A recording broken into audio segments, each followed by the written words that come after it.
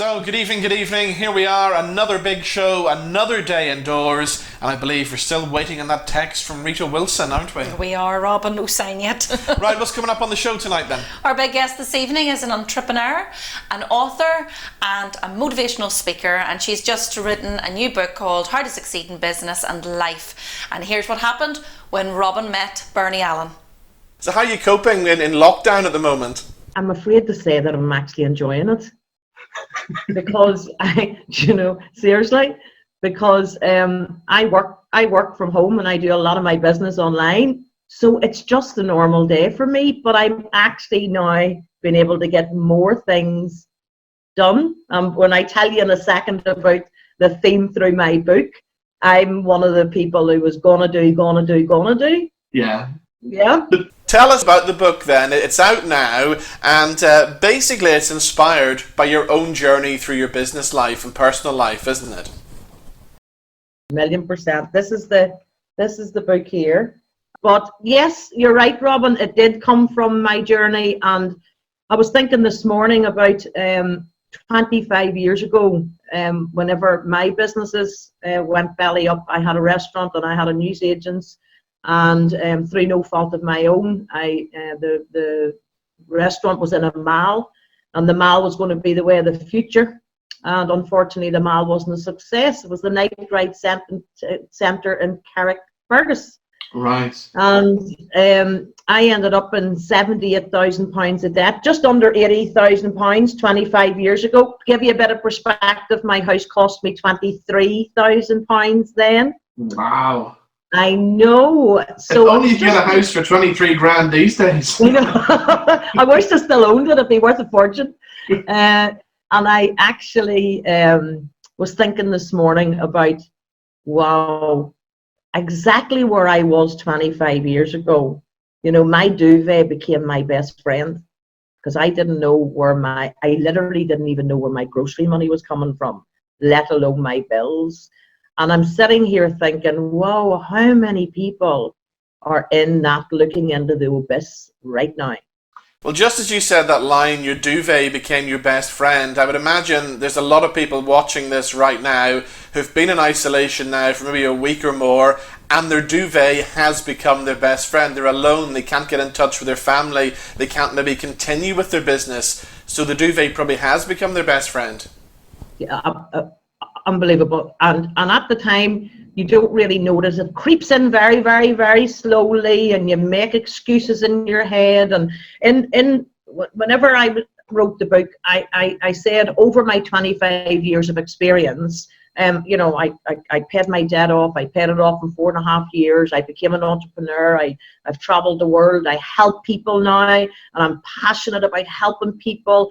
And a lot of people go into an imaginary camp in their head, and it's called Camp Someday. Someday I'm going to do this, and someday I'm going to do that. And what I observed was, in that camp, there's clubs that people join, and they don't even realize that they're involved with them. And I've helped many people see that that's the club that they're in. So I actually want to put a little tag in here to say, because I know it's happening right now, and even though it wasn't relevant at the time whenever I was writing the book, but the clubs are things like gonna do, whenever, but you don't understand, Robin. The Manana Club, tomorrow, the Excuse-itis Club. Now, I think there's lots more, but I think at this moment in time, I think what's going to happen is that a lot of people is going to go into Excuse-itis Club and not going to be aware of it. Yes. Because when people go into that club, they believe what they're telling themselves. And that's the dangerous part. And things like, but I don't have enough money, or I can't get through this, or if you only understood what I feel like, or but I'm on my own, and all of these things, they tell themselves that, and they start believing it. And that's the dangerous club to get involved with. And in the little book, it's only 90 pages long. The reason why I put it in print was, I'm a motivational speaker, and I did camp somebody on the stage. Yes. And every time I got off the stage, people would have said to me, oh, you were just talking to me. That was me. That was the person. I'm in them clubs. And I'm sure, Robin, you said a few things to yourself there and said, I'm in one of them clubs. It happens to me all the time. I think of these things, and I think of things that I want to do, and you keep putting them off, and you keep putting them off. And again, at the minute, yes, I have to continue with the radio and TV stuff from home, which is taking up more time, but now is the time when I really should be planning for the future and starting to put those ideas that I have into action. But you see, if somebody's sitting there right now with a business idea, they're probably thinking, by the time we come out of this awful situation and life goes back to normal, we may not be in the right kind of economy to set up a new business. Do you know what I'm saying? Yes, and that's another thing they're telling us in their head. And what I help people with is, first of all, the reason why this little 90-page book is there is, if I told you, Robin, you're an excusitis, or you're a whenever, or if only, you're going to go on the defense and say, excuse me? But if you read it and you pick and find yourself in there, it is easier for you then to say, okay, I'm going to leave that club because that's what's holding me back. So at this moment in time, you're maybe in the whenever this is over, whenever this stops, whenever the economic climate gets better. So what's happening to most people is that they're playing a movie in their head that hasn't even happened yet. And you are the director of your own movies. And this might be a hard pill to swallow, but it's the truth. It's either you can or you can't. Just do it or don't do it. It's the part in the middle that drives people crazy. The if onlys, but you don't understand, or I've got a better excuse than you have. That's the bit in the middle. Yeah. I wanted to talk to you, Bernie, about being a successful business person. Do you think to become a successful business person, you've had to have the failures in your life as well?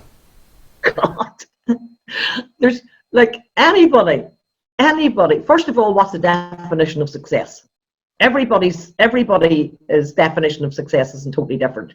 Some people might not feel successful till they're earning £50,000 a month. Yeah. Some people will feel successful because they've got an extra £1,000 a month coming through their door, and they've got surplus income and they're a success.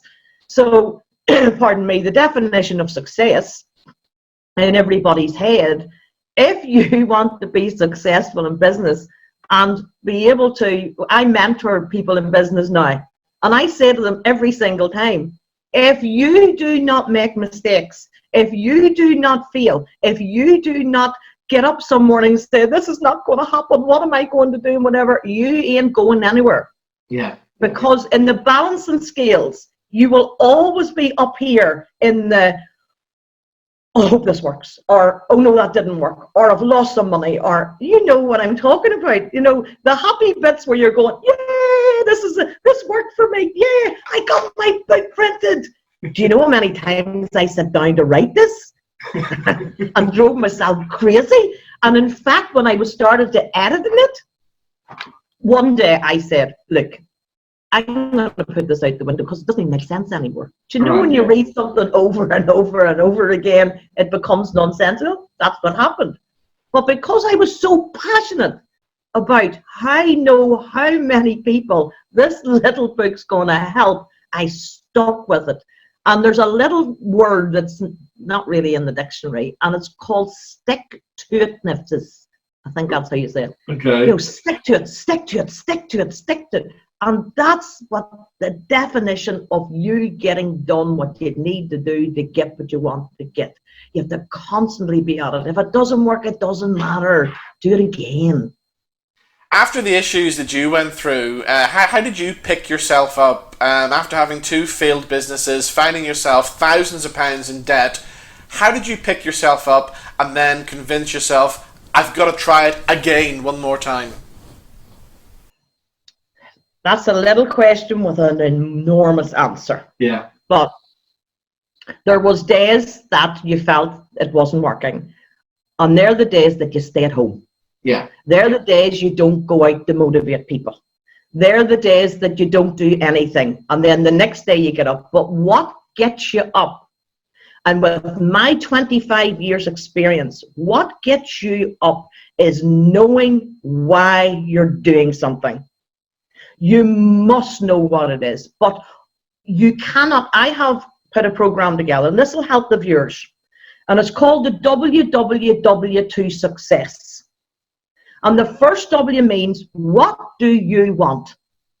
And you have to have an appointment with yourself and ask yourself, what do I want? And you answer it. And you can't tell yourself a lie. So you write the answer down. What do you want? And somebody might say, well, I want more money. Okay, so what do you want more money for? Well, I want more money. That's a stupid question. Everybody wants more money. No, what do you want more money for? And you keep asking yourself, and you keep asking yourself. You can have 100 watts. What do you want? You can have 10. And only then, when you know what you want, you can do the second W. And the second W is, why do you want it? So somebody says, I want more money. And they say, well, why do you want more money? Sounds an obvious question, but listen. People have said to me, I want more money because I don't want to be in debt anymore. Okay. Why do you not want to be in debt anymore? Sounds an obvious question. Well, I don't want to be in debt anymore because I don't want to be like my parents, and I don't want to live from hand to mouth, from hand to mouth, and hand to mouth. Why were they in debt? Always in debt, always in debt. Okay, so we get down why to the bottom, and then you get a feeling in your belly and go, I want more money because I don't want to be in debt. Ah, now we've got it. And only then can you do the third W. What do we need to do to get that? So you are like getting in a car and you're going from here to Cork and you've no sat nav and no map. What do I need to get there? Well, I need a map, I need a sat nav, blah, blah, blah. So what do you want? Why do you want it? And then what do I need to do? And then you have to do what you need to do to get what you want to get.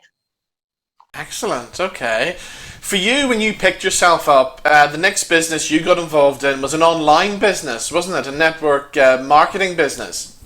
It was network marketing, and still is. I'm still in network marketing. I'm in the health and nutrition industry, and it wasn't online because we didn't have online, and we didn't have phones and mobiles. And a little bit in one of the pages in my book, I have a picture of me on a phone. You know, like a. This is it here. We can see it, right? And I say to the young ones, this is a thing that you talk into. A landline, yeah. You talk in here, right? and whenever somebody used to ring, or I used to ring somebody, they ring, but you didn't know if they had, what you call that thing when your name come up on the phone? Caller display. Caller display. So if caller display, Bernie's ringing, oh, she might want to sell me some aloe vera, I'll not answer the phone, right? But now, if you PM somebody, their little picture drops down, and immediately you know they've saw your message. Yeah. But you couldn't do that then. Yeah, so you had to ring them again and ring them again and ring them again. And I talk about that to people because network marketing has come of age now.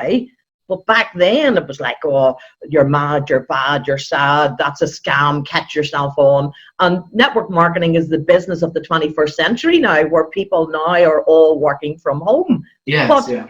I started it, Robin, and this is the truth. I started it because I was told that I could earn £200 to £300 a month just by referring my products to my friends and family. Yeah. And I thought, well, I'm not going to refer them. I'm going to blackmail them and tell them, if you don't use my products, because everybody uses soap and shampoos and deodorants and cleansers and whatever. And very shortly, which a lot of people do, it's easy to make £200 to £500 in network marketing. Easy, part-time. Yeah. But then behind it, somebody showed me the business opportunity. And I thought, wow, hold on a minute, this is good. And there's always people to teach you how to do it. And within maybe 3 to 4, 5 months, I was earning between £2,000 and £3,500 a month. Wow. would you not have stayed? Definitely, definitely. But nowadays, you were the first person to start this, but nowadays you see these opportunities popping up online all the time. Work from home, earn yourself 2 or 3 grand a month. You click on them, right? You watch this 40-minute video of this American nut job talking nonsense at you, and then at the end of it you think, right, I'm going to get started, and it says, click this button and empty your bank account into mine, and then you'll be able to get all the info. It's awful. That's an issue, isn't it? Robin, look, there's scams everywhere. You know, unfortunately, in this climate right now, the cyber guys are in because they know we're all at home. That's frightening what's coming, but we don't want to do any more scaremongering. Let's work on the positive here. And network marketing is, there's 3 things people should look for. And number 1, they should look for how long the company is established. You know, when they've got about 10 years under their belt, they're pretty safe. Yeah. The other thing is, do they put all their eggs in one basket? So if their product is just, this is what we do, you know, or they haven't invested money elsewhere and elsewhere, yeah? And the third, I think actually the third one should be the first one, is that it's a consumable product. And a consumable product means a repeat sale. Yeah. And whenever I'm bringing new members aboard in my network marketing industry, I'm always saying that to them. Who do you know cleans their teeth? Who do you know washes? You know what I mean? So I have customers with me over 24 years now. But the sad thing about that is, Robin, my customers' children, that was hard enough to put up with. But now my customers' children's children are customers of mine. Oh, wow. That means I'm getting older. Are you constantly thinking about other business ideas? Are you still an ambitious person? Oh, absolutely. I at this moment in time, I have just got an app, and it's for how to succeed in business. In my app, it's just exactly like a Facebook platform where you can communicate, you can have societies, you can do courses, you can do all of that on that, and that's all free, which I'm really excited about. The other thing is helping stay-at-home people, which is probably at this moment in time one of the best things, see how they can use their time wisely and earn some money through a handful of people that they know. I have now got my own confidence academy, which I'm very proud of, where I help people just boost up their confidence, especially in speaking.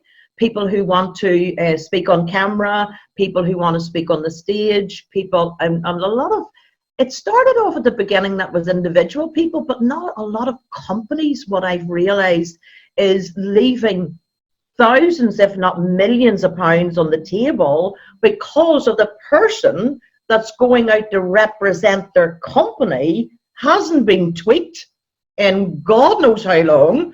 And I listen to these people and say, seriously, have you sent that person out without even listening to the way they're talking?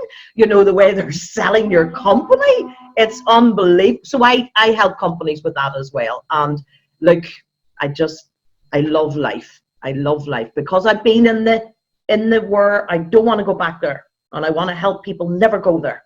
Because it doesn't matter if you are in a £80,000 of debt, £8,000 of debt, or £800 of debt. The feeling is still the same if you can't pay it.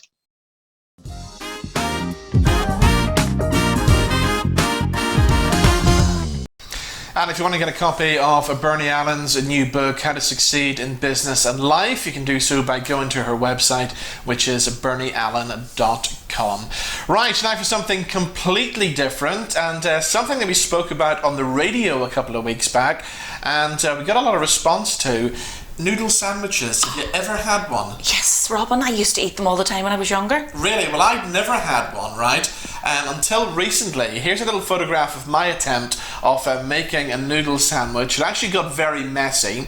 And this was all inspired by a lady who posted a photograph of her noodle sandwich online. It was on a site all about feeding your family for £1. Now this went viral. We mentioned it on the radio show, and lots of people got in touch to tell me about their noodle sandwiches. Here's what they had to say. Carol said, I don't personally like it, but my son loves it.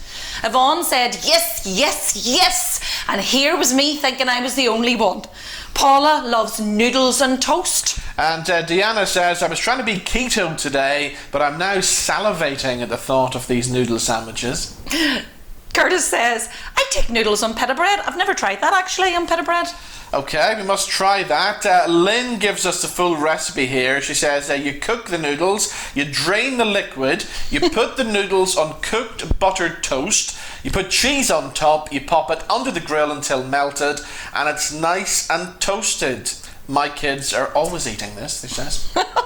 Well, Scott Glenn says, can't beat it, loads of mayo. Oh gosh, no, I can't imagine eating it with mayo, Robin. No, okay.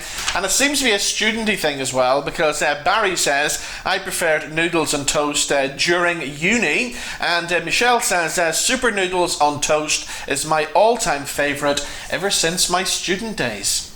Leanne, she says, oh my God, my husband does this. I can't imagine what the texture must be like, and I don't want to find out either. Now, Lisa, talking about my attempt at it, she says it's better on toast, more of a solid footing. Oh God. Mary says the packet of super noodles is better for a noodle sandwich. I used the pot, not the packet. That's where I went wrong. Yeah, that is definitely where you went wrong, because it's definitely super noodles you need. Okay.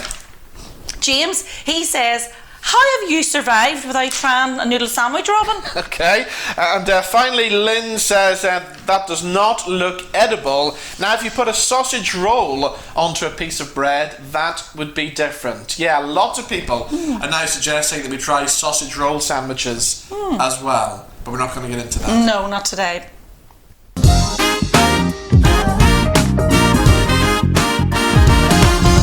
Time now for a look at some stuff that you can watch on your TV screens while self-isolating at home. And Disney Plus has just launched, the new rival to Netflix. Everybody's talking about it, and good news for Star Wars fans, because you can finally watch The Mandalorian and of course check out Baby Yoda as well. And if you're a big fan of The Simpsons as well, all of the episodes are now streaming on Disney Plus. And Meghan, the Duchess of Sussex, has announced her first post-royal role, narrating a documentary for Disney. The film, called Elephant, will be available right now. And here's a clip from Elephant, and also the other documentary which is out now called Dolphin Reef. Streaming April 3rd on Disney Plus.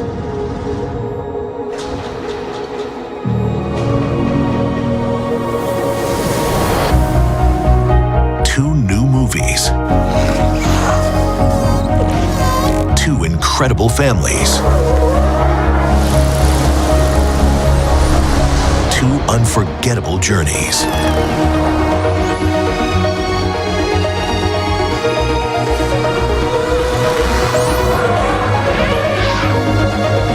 Dolphin Reef, narrated by Natalie Portman, transports us to an underwater wonderland where every creature works together in perfect balance to thrive in an unpredictable environment. Elephant, narrated by Meghan, the Duchess of Sussex, follows one family's extraordinary 1,000-mile journey across Africa on an adventure that will change their lives. Two powerful stories that show just how far family can take you. As epic and inspiring as nature itself. Both movies streaming April 3rd.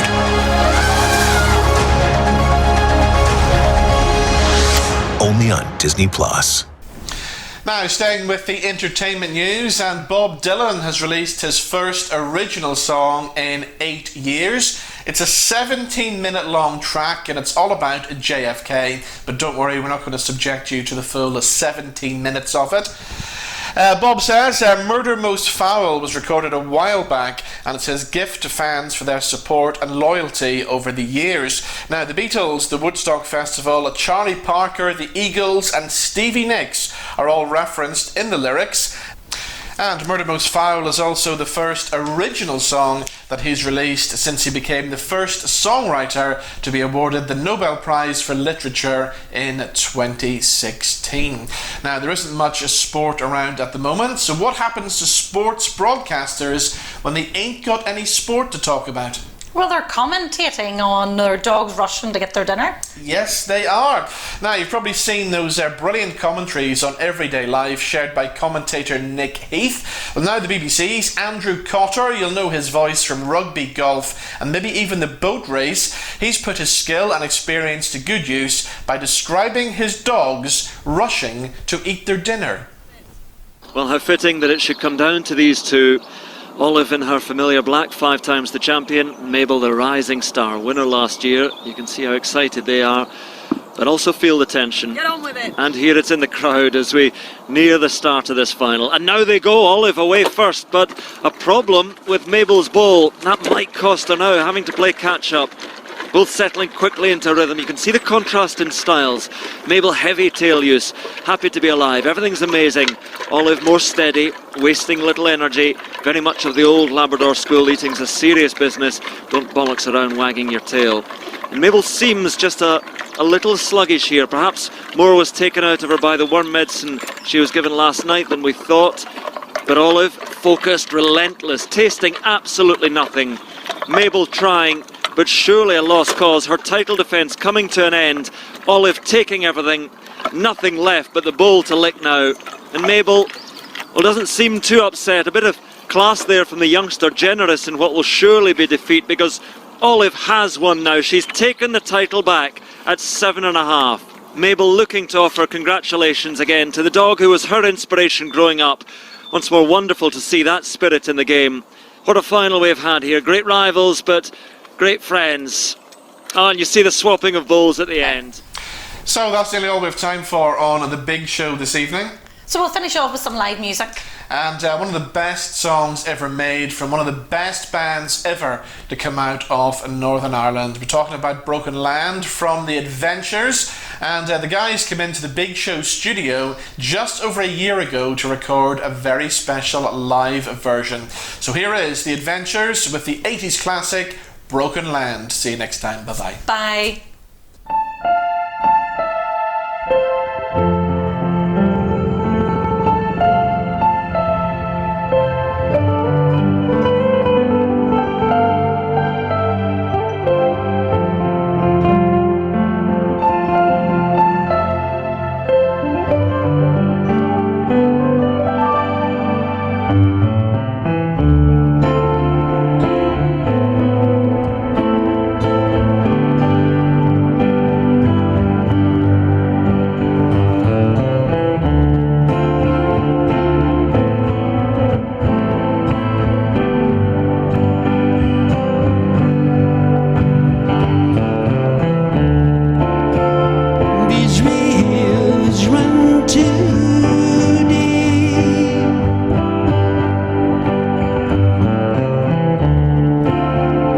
With schemes of men for days that lay ahead,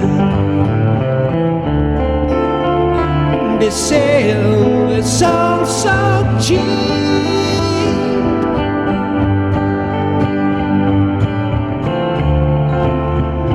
they breed mistrust and fill my heart with dread.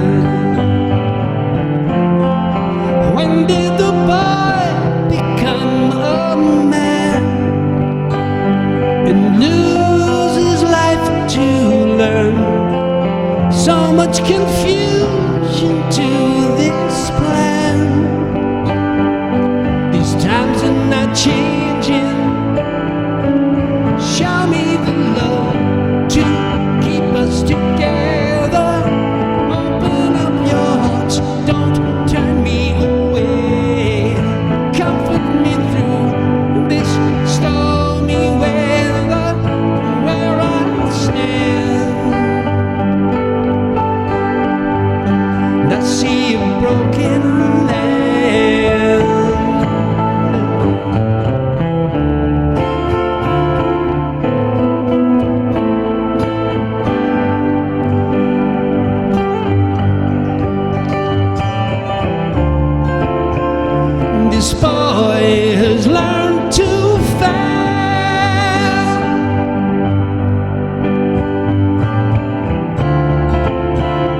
In times like these, to cry seems so absurd.